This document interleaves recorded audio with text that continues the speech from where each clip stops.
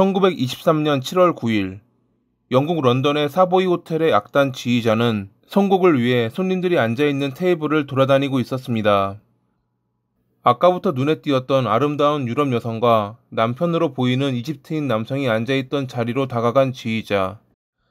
그가 다가오자 테이블에 앉아있던 여성은 프랑스어로 "제 남편이 오늘 밤 저를 죽이겠다고 협박했어요 라고 말했지만, 지휘자는 그녀가 우스갯소리를 한 것이라 생각하고 "내일도 이 자리에서 뵙기를 바랍니다 라고 말하며 넘어갔죠.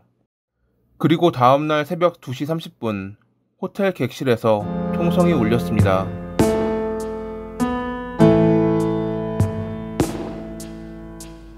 마거릿 마리 알리베르는 1890년 12월 9일에 프랑스 파리에서 태어났습니다.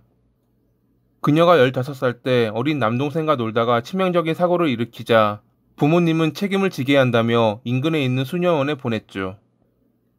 거기서 마거릿은 많은 괴롭힘을 당했지만 수녀원에 있는 도서를 통해 노래와 사교 기술을 배울 수 있었습니다. 1년 뒤 그녀는 임신했고 수녀원에서 추방되어 집으로 보내졌습니다. 누구와 관계를 맺었는지 그녀는 끝내 입을 다물었기에 알 수 없었다고 합니다. 몇몇 이들은 훗날 이에 관해 똑똑한 그녀가 수녀원을 탈출하는 방법 중 임신을 택한 것이라 말하기도 했지만 진실은 알 수 없습니다. 집으로 돌아온 그녀는 시골 농장에 아이를 맡긴 뒤 가난에서 벗어나기 위해 매춘을 시작했습니다. 동네 술집에서 노래를 부르며 밤에는 돈이 많아 보이는 남자에게 안겼던 마거릿. 매력적인 그녀를 보기 위해 많은 이들이 모여들었고 그 소문은 메종드 드 랑데부의 마담 데넌트에게까지 전해졌습니다. 메종 드 랑데부는 상류 사회의 고객들만 접대하는 고급 가게로 마거릿을 보고 맘에 든 데넌트는 그녀를 스카우트했죠. 데넌트에게 고객들이 좋아할 만한 모든 것을 전수받은 마거릿은 어느덧 메종 드 랑데부의 에이스 자리에 올라 있었습니다. 1907년에 그녀는 40살의 유부남인 부유한 사업가를 만났고 결혼까지 가진 않았지만 그의 성을 사용하는 친밀한 관계로 발전했습니다. 이 때문에 5년 뒤 둘의 관계가 끝날 무렵 마거릿은 위로금 명목으로 많은 돈을 받아낼 수 있었죠. 이 일로 인해 마거릿은 많은 돈을 손쉽게 버는 방법을 깨달았고 그런 그녀의 마수에 데이비드 왕자가 걸려들었습니다. 훗날 영국의 에드워드 8세로 즉위될 그는 1917년 4월에 파리의 한 호텔에서 마거릿을 만났습니다. 당시 서부 전선의 근위대 장교로 프랑스에 있었던 데이비드는 마거릿을 보고 한눈에 반하게 됩니다. 떨어져 있을 때는 여러 통의 편지를 보낼 정도로 그녀에게 빠져있던 데이비드. 편지에는 전쟁에 관한 것뿐만 아니라 아버지인 조지 5세를 비난하는 내용을 비롯해 외부에 공개될 경우 영국 왕실의 권위를 떨어뜨릴 만한 내용이 들어있었다고 합니다. 콩깍지라도 씌인 듯 그녀에게 자신의 속마음을 편지로 적었던 데이비드. 그들의 사랑은 1년 뒤 그가 다른 유부녀에게 빠지기 전까지 계속됐습니다. 마거릿은 데이비드에게 차이긴 했지만 전혀 슬퍼하지 않았습니다.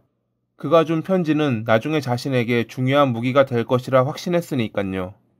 1919년에 마거릿은 한 남성과 결혼했고 6개월 만에 많은 위자료를 받아내며 이혼했습니다. 시골 농장에 맡겨둔 딸을 파리로 데려와 가장 좋은 학교에 보내고 본인은 많은 자금을 바탕으로 프랑스 사교계의 명사가 됐던 마거릿. 성공한 인생이었지만 그녀는 더 많은 돈을 원했습니다. 이집트의 부유한 사업가인 알리를 만난 마거릿은 그를 유혹했고 1923년 1월에 둘은 공식적으로 이슬람 결혼식을 올렸죠. 알리는 이집트 왕족 혈통이었기에 언론에선 마거릿을 공주라고 부르기도 했습니다. 유럽 생활을 하던 그녀가 이집트에서 살기는 힘들어 보일 수 있었지만 사실 결혼하기 전 둘 사이에는 모종의 계약이 있었습니다. 마거릿이 원했던 것은 자신이 이집트로 가도 항상 서양식 옷을 입을 것이고 본인이 원한다면 언제든 이혼하겠다는 것. 알리가 원했던 것은 조건을 수락하는 대신 그녀가 이슬람교로 개종할 것.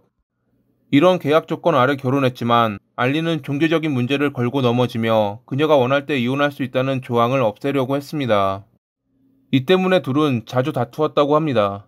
하지만 이것보다 마거릿이 참지 못하는 것이 있었습니다. 결혼하고 안 사실이었지만 알리는 폭력적인 남편이었습니다. 게다가 그녀가 어디를 가든지 항상 감시자를 붙였죠. 알리의 폭력성은 침대에서도 자주 나타났습니다. 그는 사디스트였던 것입니다. 그러한 결혼 생활은 6개월간 지속됐습니다. 1923년 7월 1일 부부는 영국 런던의 사보이 호텔로 휴가를 왔고 7월 9일에 오페라를 본 뒤 호텔로 돌아와 저녁을 먹었습니다. 당시 악단의 지휘자가 마거릿에게 요청곡을 묻자 그녀는 프랑스어로 남편이 오늘 자기를 죽인다는 말을 했다고 전했죠. 다음날 새벽 2시가 좀 넘은 시간에 짐을 옮기던 벨보이가 소란스러운 객실을 지나갈 무렵 갑자기 객실 문이 열렸고 알리가 뛰어나와 벨보이에게 그녀가 한 짓을 보라며 소리쳤습니다. 알리의 얼굴에는 손으로 긁힌 자국이 선명히 남아있었죠. 부부싸움이라고 생각한 벨보이는 복도에서 떠들지 말라고 주의를 주며 등을 돌렸고 몇 초 뒤 세 발의 총성이 울렸습니다. 소리에 놀라 문이 열려있는 객실로 달려간 벨보이는 쓰러져 있는 알리와 총을 쥐고 있던 마거릿을 발견했죠. 잠시 뒤 연락을 받고 올라온 호텔 지배인에게 6개월간의 결혼 생활이 너무 괴로웠다며 총을 건네며 울었다는 마거릿. 총상을 입은 알리는 곧바로 병원으로 옮겨졌지만 끝내 숨을 거두고 말았고 이로 인해 마거릿은 살인죄로 체포됐죠. 그해 9월 10일 런던의 중앙형사법원에서 열린 재판. 검찰은 그녀의 범행이 확실했기에 교수형, 못해도 종신형을 받을 것이라 확신했습니다. 하지만 마거릿은 당시 영국에서 가장 유능한 변호사 중 한 명인 에드워드 마셜 홀을 고용했고 그는 재판의 흐름을 바꿔놓았죠. 에드워드는 그녀가 6개월간 받아온 고통과 사건 당일 알리가 목을 졸랐기에 죽음을 위협받은 그녀가 방어 목적으로 총을 쏜 것이라며 실제 범행에 사용한 총을 갖고 당시 상황을 재현했습니다. 마지막에는 총을 떨어뜨리며 후회하는 모습을 연기했던 에드워드.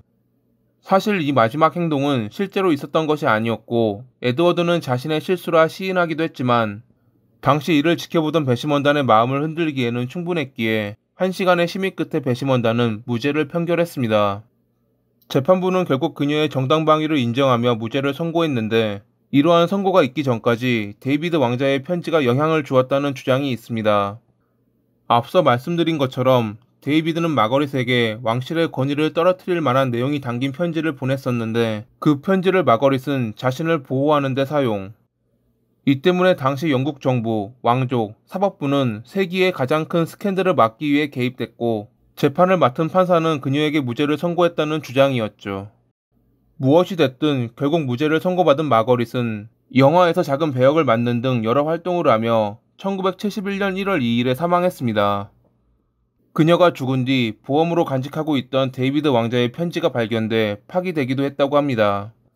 매춘부에서 공주, 그리고 살인자가 되기도 했지만 결국 무죄를 판결받고 원하는 인생을 살았던 마거릿. 그녀의 이야기는 여러 다큐멘터리로 제작돼 지금도 사람들의 입에서 회자되고 있습니다. 오늘도 시청해주셔서 감사합니다.